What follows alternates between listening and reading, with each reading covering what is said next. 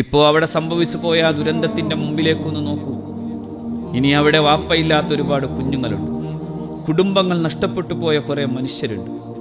അവരെയൊക്കെ ചേർത്ത് പിടിക്കുക എന്ന് പറയുന്നത് മതപരമായൊരു ദൗത്യമായിട്ടാണ് അള്ളാഹു നമ്മളെ ഏൽപ്പിച്ചത്. മദീനയിലേക്ക് ഓടി വന്ന മുഹാജിറുകളോട് അവരെല്ലാം ഇട്ടേച്ചു പോരുമ്പോൾ മഹാന്മാരായ അൻസാറുകളോട് അള്ളാഹുവിന്റെ റസൂല് പറഞ്ഞല്ലോ, നിങ്ങൾ ജീവിതം പകുത്തു കൊടുക്കാൻ. നമ്മുടെ ജീവിതത്തിലെ ഒരു ചെറിയൊരു അംശം എടുത്തു കൊടുക്കുമ്പോഴെങ്കിലും അങ്ങനെ എല്ലാവരും കൂടി ചേർന്നു നിന്നാൽ, നോക്കൂ, അവിടെ കുറെ മനുഷ്യർ അങ്ങനെയാണല്ലോ ജീവിക്കുന്നത്.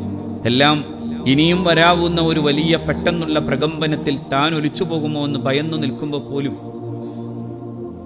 ഇനിയും വരാവുന്ന പെട്ടെന്നൊരു ഉരുൾപൊട്ടലിൽ തങ്ങളുടെ ജീവിതവും അവസാനിച്ചു പോകുമോ എന്ന് ഭയന്നു നിൽക്കുമ്പോഴും കുറെ ചെറുപ്പക്കാർ, കുറെ സന്നദ്ധ പ്രവർത്തകർ, ഇന്ത്യയുടെ മിലിറ്ററി, വ്യത്യസ്തമായിട്ടുള്ള സംഘടനകളിൽപ്പെട്ട കുറെ ചെറുപ്പക്കാർ, അവരെല്ലാവരും അവിടെ നിന്ന് ആ സാഹസികമായിട്ടുള്ള ദൗത്യം ഏറ്റെടുക്കുമ്പോൾ അതൊരു ചേർന്നു നിൽപ്പാണ്, മനുഷ്യത്വത്തിന്റെ ചേർന്നു നിൽപ്പാണ്.